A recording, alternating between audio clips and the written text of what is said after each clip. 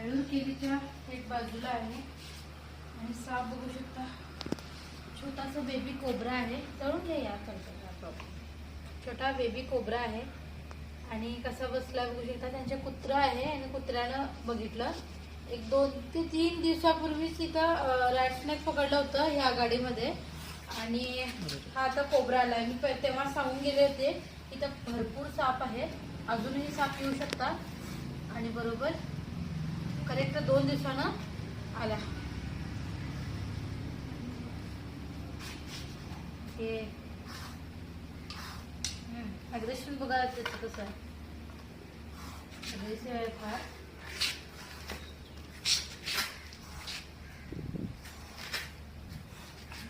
ते पकडायला सुद्धा येतील तसे साप.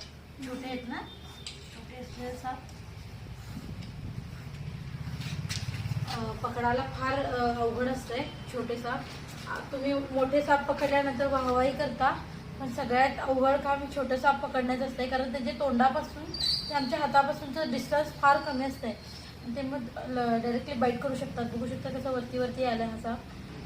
काही काही लोकांचा एक प्रश्न असतोय की छोट्या सापांमध्ये विष असतं की नाही.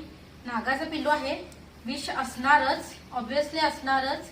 सोडलं त्याला मी लगेच इमिडिएटली, कारण बाईट केला असता तो.